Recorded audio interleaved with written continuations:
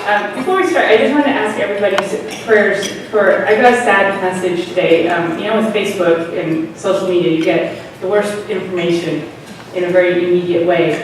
And all the conversation this morning was about, making plans for marriage and family. And I got the news that the husband of a friend of mine, a lovely couple, they met, married, they went to study the John Paul II Institute in Rome.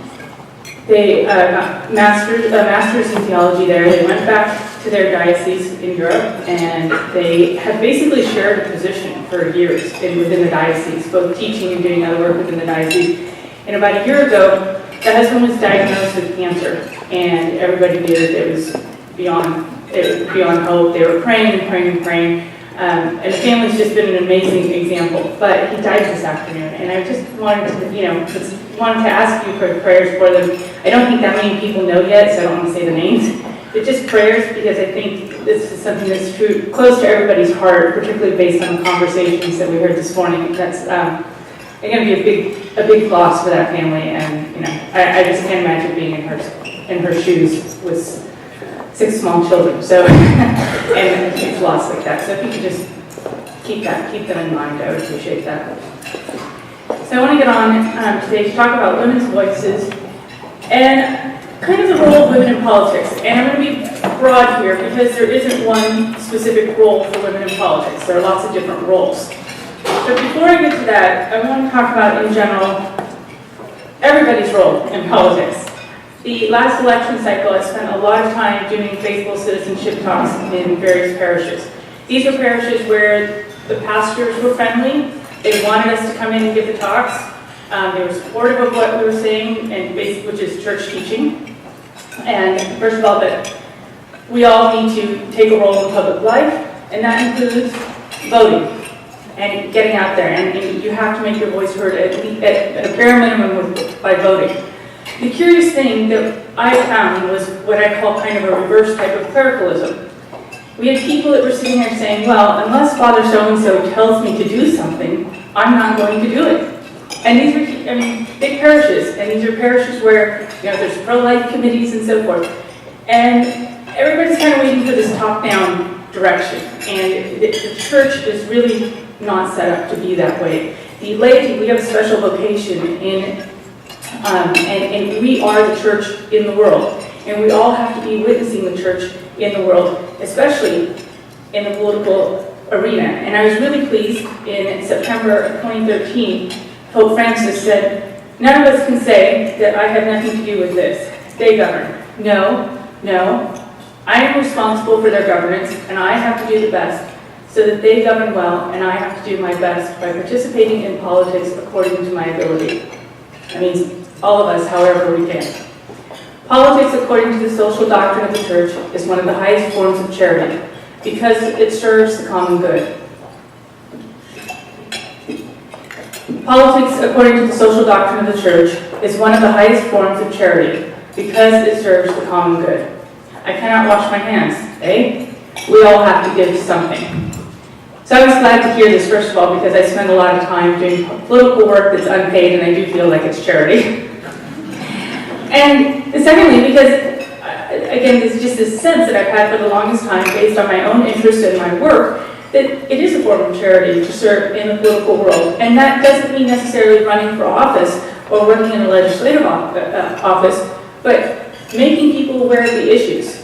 In California, for example, we have the transgender bathroom law that recently was supposed to go into effect. They've got enough signatures to get it on the ballot, so it's on pause for a second. But one of my brothers was talking to a friend of his and explaining this, look, this is what your daughter's facing when she goes to school next year. And his friend had no idea whatsoever.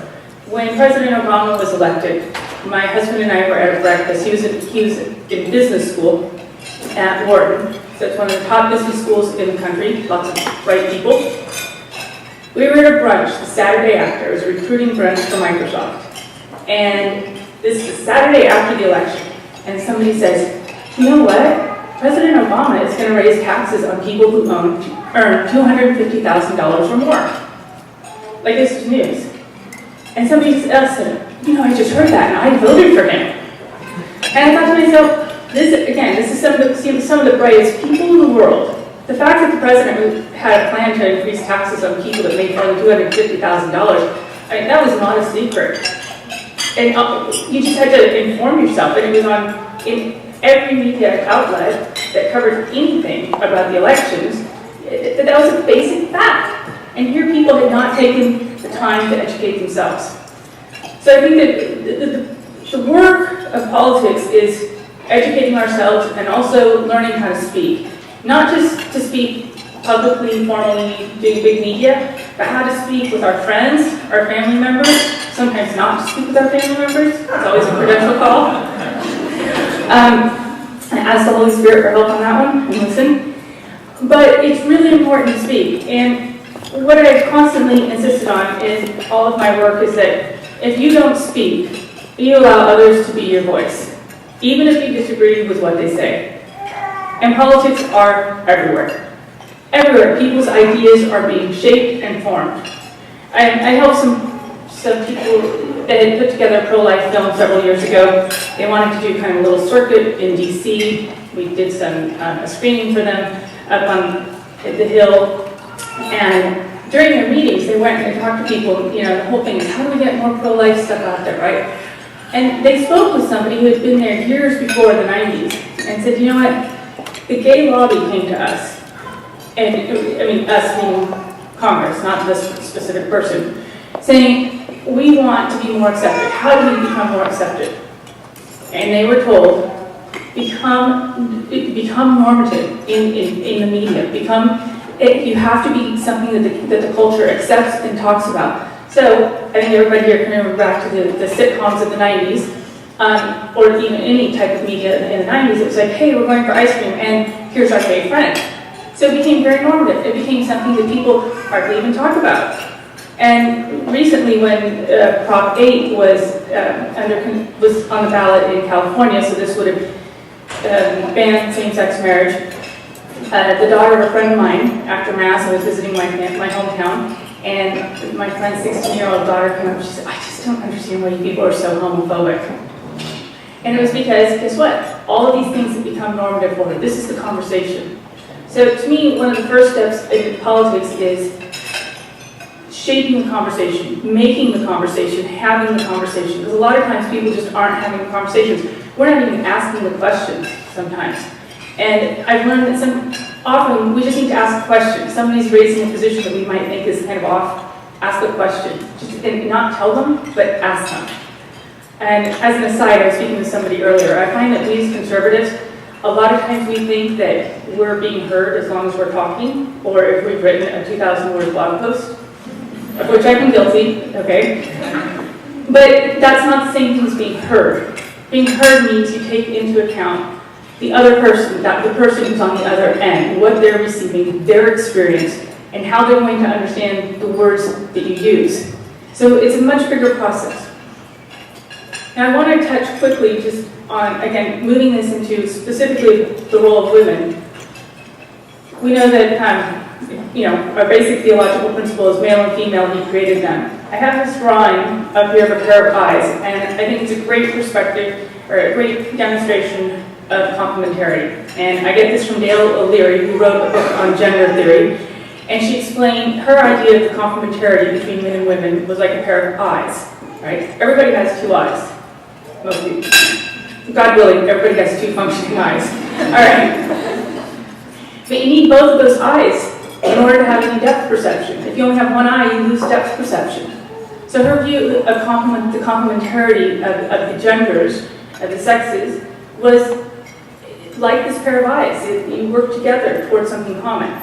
So we could go more into that theme of complementarity, but that would be a separate talk. I want to just give you this visual for now, say that I am talking about not something that women do.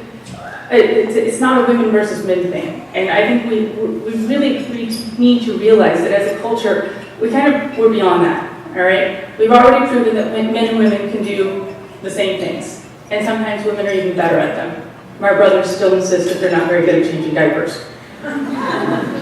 But still, now the question is, how is it that being a man or a woman contributes to what we do, rather than what it is? So it's a question about being, who we are, rather than what we do.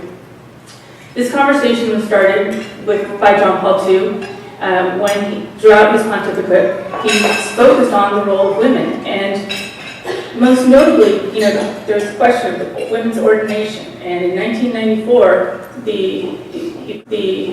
he put out the document Ordinatio Sacerdotalis, and that was a very, very brief document on a huge question, because a lot of the work had already been done, notably in a document by CDF years before called Inter Seniores. But it was a very short document. And at that point, he stopped talking about women and the priesthood. Like, that question was no longer up. What he started talking about exclusively was women and Mary.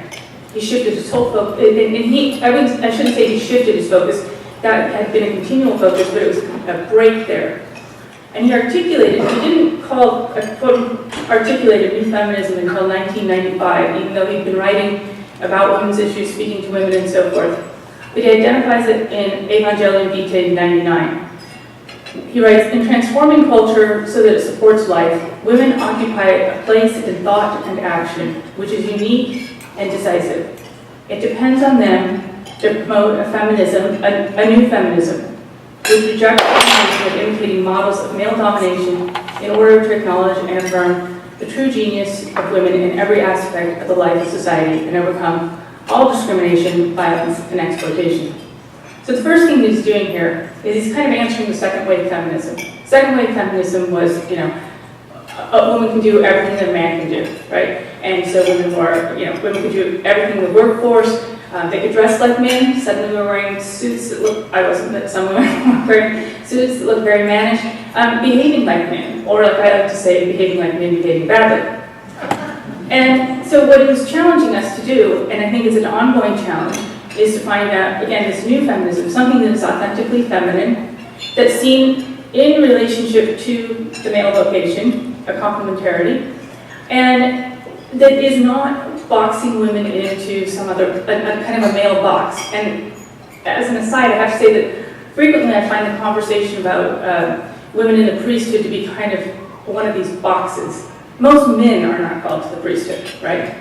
And there's this sense that if amongst some people, that as long as if women could become priests, then women would be equal in the church. Well, again, you're taking a male box and you're stuffing women into it rather than figuring out what is uniquely feminine. And we've done the same thing in our culture, and that might be just part of kind of hashing all of this out and experiencing it and coming to really developing this new feminism. We've proven that we can do all the things that men can do. And so now what's next? The idea of the collaborative part is really important, and this was further developed in a document from the CDF in 2004. The document was signed in May, and this is kind of funny. It came out at the end of July, beginning of August, and all the news reports I remember said, experts in the Vatican say, well, I lived in Rome for 6 years, and I knew that in August, the only experts in the Vatican are the really nice people that keep the Vatican clean. And so the headlines at the time were, Pope wants women barefoot and pregnant. And instead, this document was phenomenal, and it's, like many of these documents, doesn't get the attention that it deserves. But the first thing that it acknowledged was the irreplaceable role of women in all aspects of family and social life involving human relationships and caring for others. Well, guess what? That's every aspect of society, right? Is there any aspect of society that doesn't involve relationships or caring for others? No. So, and I think, as Professor Sugru pointed out this morning, women are more drawn to some of the professions or areas in which they care for others that are more clearly nurturing. The second point that he makes, was Ratzinger that made in this, was that one of the reasons that this is so important, that the role of women is so important, is because we as individuals, we learn to love, and we learn to know, the first revelation of it is from our parents, our father and mother. And John Paul II had really developed this, I think, in Mulieris Dignitatum, that the relationship between the mother and the child is really definitive in the sense that that is the child's first experience of reality. And how you experience reality determines everything for you, right? And for so long, we've been undermining the role of women as mothers without realizing that this is absolutely fundamental to determining people's experience of reality. What's fascinating is if you read books now, self-help books, particularly books on narcissism, they go back to the break in the relationship with the primary caregiver, that there's something wrong. Well, the primary caregiver in most cases is the mother. So, but it's not just in the home that this is important. It ripples. There's a ripple effect. So in the document, it goes on to explain that this kind of the role of women is not just, it's essential in the home, but because it's essential in the home, it's also essential in the world. And it means that women need to be present in the world of work and the organization of society. And as the document goes on to explain, that means, in economics and business and politics and governments. Which brings us back to, if you don't speak, you allow others to be your voice, even if you disagree with what they say. And this is going to be the ongoing theme for tonight. In many ways, women, I think in this country, well, and everywhere, all parts of the world, particularly with second wave feminism, you had two groups of women. You had activist women, and you had women who were busy leading lives. And particularly women that were involved with families and so forth, you're busy. You don't have time to run to a meeting to get active about whatever the latest outrage is. So what happened was, we were hijacked by what I would call pelvic politics. And the original second wave feminism is, again, when we were talking about the equality of men and women, the equal pay, equal rights, fantastic. Every woman that I've talked to that was a member of now, let's say in the 60s and left, the reason that they left was because the conversation was no longer about equality. It was no longer about women's rights. The conversation shifted to abortion and abortion rights. Betty Friedan, who's the grandmother of contemporary feminism, she's famous for the feminine mystique. In one of her books in 1981, so not very long after, she said that the whole movement had been hijacked by abortion politics and the lesbian movement. So this was a woman who never separated herself from the feminist movement and from women's rights, but she did see something that had been fundamentally, I would say, corrupted in it. So there's pelvic politics, which is all about the nether regions, or what I would call women's issues. And that's women's health, all of it. Freedom of conscience, marriage, things surrounding marriage, family, economic issues, national security, and I'm sure every person in this room could come up with another 5 issues that women are concerned with. We're concerned with everything. And what's happened is, for example, with the HHS mandate, women's health has come to mean what? Contraception and abortion, that's what it means, all right? But meanwhile, one of the things that I found being in Seattle's a very, very secular area. So if I talked about freedom of conscience, and I explained the issue that Catholics had with the HHS mandate, and I would explain it in terms of, well, wait a minute. I have a friend who needed an ultrasound mammogram. Her insurance doesn't cover that. Her husband works in a Christian ministry. They have small children. $500 for an ultrasound mammogram is a lot of money, right? But her insurance doesn't cover it. Her insurance, with the HHS mandate, would cover every form of contraception that's approved by the FDA, no matter how expensive, no matter how dangerous, and abortion. But she can't get the health care that she wants. Then I had another friend, and she said, well, why would I want to pay for somebody else's contraception? I've already had my tubes tied. Which I love it. I love it because she was beginning to get the issue that this is a question of we're not able to choose, for example, our healthcare choice, make healthcare choices for ourselves, to decide, this is what I want my coverage to cover. Do I want an ultrasound mammogram to be covered under my plan? Do I want abortion to be covered under my plan? Let me make that choice. The other thing is that there's a lot more to women's health. The top 3 causes of death for women in the United States, according to the CDC, are heart disease, stroke, and cancer. none of which are treated with contraception and abortifacients. So, as you can see, women's issues are really broad. However, because some of these are so controversial, it's really women who need to be speaking out there on behalf of the issue. They affect women most directly. I also want to bring to mind some of the international issues that are really important. Women's health internationally, at the UN, we've kept that language from reproductive health from including abortion. It does not mean abortion, and that is because there has just been a team of heroes, starting with the church, that have just fought long and hard to keep that from meaning abortion. So, for example, when I was working on the HIV issue, I found, and well, the HPV vaccine had also been introduced. What I found was that all the focus on HIV in many ways was almost misogynist. Because what does everybody say you should use to prevent HIV? Condoms. Guess what condoms don't protect against? HPV. And guess what causes upwards of 90% of all cases of cervical cancer? HPV. So here's a fundamental health issue that's not being addressed, and again, it's been hijacked. Economics is a big one. I remember one time we hosted an event at the UN. We had Sophia Diede come from Catholic U. She's an excellent economist. And she did this great presentation. She said, the UN, here's what the UN spends. Here's its budget, right? And I think at that time, 22% was going to, quote unquote, reproductive care, which is contraception. The UN at that point was spending 2% on infrastructure.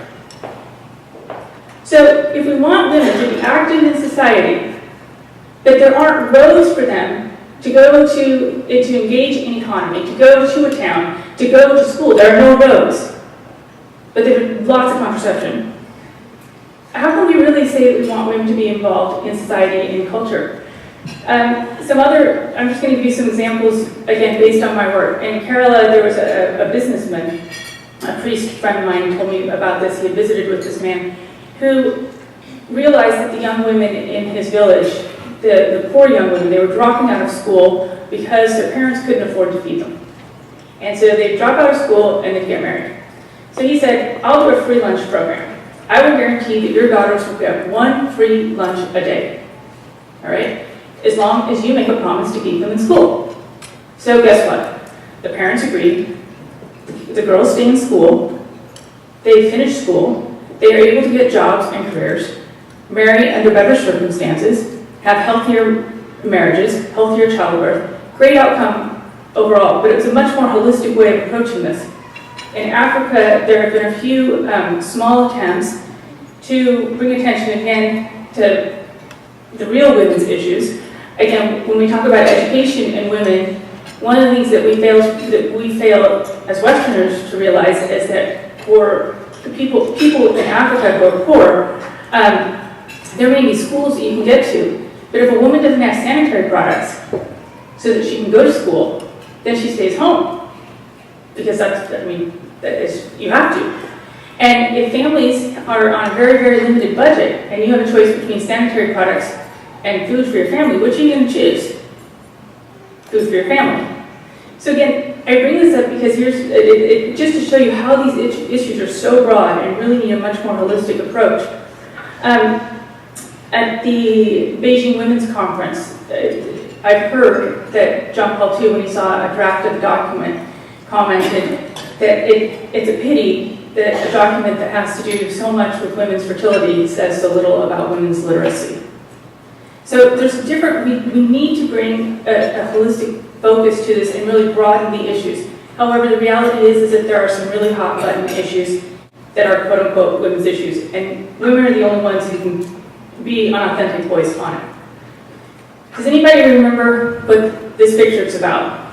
November 5th, 2003. President Bush signing a particular piece of legislation. Partial birth abortion? Partial birth abortion. And so the pro-abortion side had a field day with this.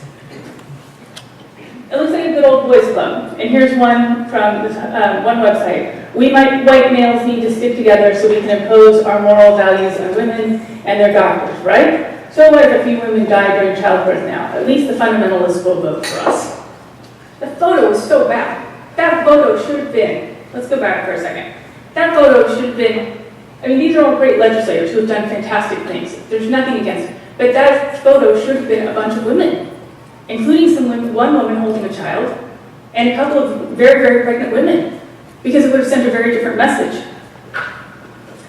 Fast forward to February 16th, 2012. What was this event? Made headlines. This was the hearing on the HHS mandate on religious freedom. And everybody who showed up was a male. And I have no problem, I value their service, all right? But guess what? By the end of the day, before the end of the day, Planned Parenthood had this email out. What's wrong with this picture? And you go, you click on the website, you go to the website, you click on the link, and it goes to the website. You know, and it talks about the fact that, you know, not a single woman was there to testify. All right?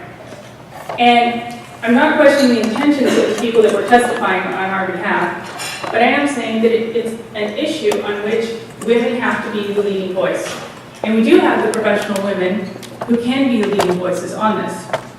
Instead, here was the voice. This was the woman, the young woman from Georgetown University, right? She was the woman that got put out there. It was her face. She became the woman on the women's issue, all right? And I do a regular commentary with Teresa Tomeo, and this is Summer Fluke, but actually you're supposed to pronounce her last name differently. And the producer on Teresa's show said, he corrected me and said, you know how you're supposed to pronounce it? And I said to him, do you know the demographic that listens to this show? I said, it's all older people, or else really busy moms, and they're all going to think I'm saying something very, very different. I said, so I'm going to continue mispronouncing her name. But she went on to become basically the homecoming queen of the Democratic National Convention. And I want to take this, it really shows me that we kind of, in many ways, we've missed a holistic involvement of women in politics. And actually, there's kind of a prophetic letter, or a sweet letter from Abigail Adams to John Adams. And I don't know if you're familiar, John Adams, the President of the United States, he and his wife had a very close friendship. And they would write these letters back and forth, and he considered her his best friend. There's some great biographies that have been written about their relationship, about her. So he's away at the Constitutional Convention, and she writes to him, I long to hear that you've declared an independency. And by the way, in the new code of laws, which I suppose it will be necessary for you to make, I desire you would remember the ladies and be more generous and favorable to them than your ancestors. Do not push such unlimited power into the hands of the husband. Remember, all men would be tyrants if they could. So I think that she's already suggesting the civilizing influence of women. She continues, if particular care and attention is not paid to the ladies, we're determined to foment a rebellion and will not hold ourselves bound by any laws in which we have no voice or representation. Somehow I don't think she was envisioning the bra burning protests of the 60s. But this is what happens when you don't have something holistic in place. She continues in her letter that your sects are so naturally tyrannical is a truth so thoroughly established as to admit of no dispute. But such of you as wish to be happy willingly give up the harsh title of master for the more tender and endearing one of friend. Again, a testament to the relationship that she and her husband had. Why then not put it out of the power of the vicious and the lawless to use us with cruelty and indignity with impunity? Men of sense in all ages abhor those customs which treat us only as the vassals of your sex. Regard us then as beings, placed by Providence under your protection, and in imitation of the Supreme Being, make use of that power only for our happiness. So again, her letter reflects a common understanding, and it's the idea that of women's rights is not particularly new. There's a whole history, there's hundreds and hundreds of years of people writing about it, pointing to the injustices and saying that something had to be done. John Adams replies, your letter was the first intimation that another tribe, more numerous and powerful than all the rest, were growing discontented. And I have here a picture of some of the original suffragettes. And the suffragettes, obviously their history has been hijacked again by public politics. But the reason that the suffragettes were asking for the vote was not so much for quote-unquote power, right? The reason that they were asking for the vote was because they were seeing men make some really stupid decisions about the family. And they wanted to be able to have a vote because their interests were very closely tied to their family. I mean, the original suffragettes were against abortion because they saw that it harmed the family, that it harmed the child, that harmed the mother. That was a bad thing. They wanted to become involved in politics because they were interested in family policy. And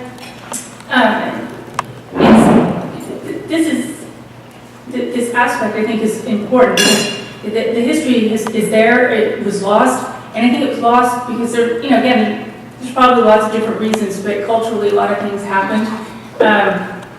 And the role of women, in many ways, was we went from having kind of a political prominence, and all sorts of different changes happened. And you could probably overlap them with the introduction of birth control as well, which is a separate topic, and there are probably others here better suited for that conversation. But a lot of social changes, and what we did was we lost what was holistic and what was really true, the essential contribution of women. And with one place that I have seen it, when I read about the micro-lending area, and I heard Muhammad Yunus, one of the people that started micro-lending, speak, he made the point that one of the reasons that they have that they lend to women primarily is because they have success. Why do they have success with women? Because women are more tied to the needs of their family. And they're not going to go out and waste the money on gambling. They're not going to go out and get drunk. They're so closely tied because of who they are as women and as mothers to that immediate bond that they're much more protective of that money. They see much more relationality to it. So I think that there is a very constructive way to be involved in politics, and part of it is just showing up. I want to show you a picture from, this is April 1st, 2013, even though it was April Fool's Day, it was a good day. When I moved to Seattle 4 years ago, and the second year that I was there, they introduced an abortion mandate in the state legislature, which would have mandated that every insurance policy covering maternity would cover abortion. In the state of Washington, that's not really necessary, because they already do. However, this would have mandated it. And in mandating it, that would become an attempt to overthrow the executive order on the Affordable Care Act, also known as Obamacare. The executive order stated, this was the compromise from the pro-life Democrats, it stated that abortion could not be defined as an essential benefit of health care. So now suddenly, if you have the state of Washington mandating that insurance has to cover abortion, guess what abortion becomes? An essential benefit of health care. So then it would go to the courts. There are also issues about funding and how it would actually cost the state money because the benefits that are used for, the money that's used for the benefits of state employees that comes from the federal government can't be used on abortion because of the Hyde Amendment. So it's a big quagmire. The first time that I showed up to testify, it was myself and 4 men with gray hair. Planned Parenthood was there in full force. They had great hot pink t-shirts. They had a beautiful, beautiful young woman who spoke and gave a very tragic story about how she was in an abusive relationship and she needed an abortion and she was able to get that abortion. No one ever answered the question of what happened with the abusive relationship. They had women there in collars, Roman collars. They were ministers of some sort. Great turnout. The reason that bill did not advance was because it didn't advance out of committee. There was some behind-the-scenes networking and so forth. Politicking. Next year, they introduced it again. This time, we were organized. And the picture here is the Archbishop Peter Stardon. There's a woman attorney from Seattle, and yours truly. Here's what's behind this, the Washington Women's Network. And this was a group that was started by some women. One of them is a mother of 9 children. The other one is a lobbyist, and another is an attorney. And then one who's involved with the March for Life, and a woman who is a doctor and an activist, just wonderful people. And when they first talked about their plan, one of the things they said is, we're going to show them everybody has to wear pink or magenta. And I said, you're crazy. I said, do you want to stop the mandate, or do you want to take the color pink back? I mean, I really thought they were insane. I just said, let's focus. Well, I was wrong. They were able, what was funny was, remember Planned Parenthood, the year before, their color was pink. Well, Planned Parenthood got wind of this, and they showed up wearing teal. And if you look out there, there's not that much teal, there's a little bit. This is just part of the people who showed up. We also had an overfilled room, and the Capitol was filled. We completely outnumbered Planned Parenthood. In addition to the testimony, the scheduled testimonies, citizen testimonies were allowed. And it was one woman after another coming up and telling her story as to why she did not want her insurance to be mandated to cover abortion. And some of them were post-abortive stories. Some of them were just people that say, look, I don't believe in this. Why should my insurance cover it? Now let me go back to this picture. This picture, you can't say, I wasn't planning for this presentation, and I didn't, when I gave the testimony, and I wasn't in charge as a photographer. But this picture actually, if we two women had not been there, it would have been the Archbishop sitting in front of Planned Parenthood and Planned Parenthood PAC, with the head of Planned Parenthood PAC glaring at him. Instead, we had great turnout. We had, and the local news actually picked this up. And so here's just something I want to get out there. We as conservatives, we tend to feel that, the media is hostile to us. Yes and no. Sometimes we just have to provide the story. In this case, the local news ran a fantastic segment. And the beginning of the segment was a post-abortive woman who works for CareNet Pregnancy Centers talking about her experience. They went on to represent the other side. They closed with a beautiful, beautiful, beautiful statement from the Archbishop. And this was all done by the Washington Women's Network. They are now entering their second year. They meet on a monthly basis in one woman's home for an informal potluck lunch. They helped get Senator Jan Angel elected, which in Washington State, it was one of the closest watched state races in the country. And what it meant was it tipped the balance of the Senate in our favor on the life and family issues. And just this past Monday, they reintroduced, it was the first day of the session, and what was the biggest priority? The mandate. It came back again. I wasn't there for the hearing, however, we had another fantastic turnout. Great panel, including a young man gentleman, who was conceived through rape. His mother made an adoption plan for him, and he's a successful businessman married with 4 children. Again, sometimes you just have to show up.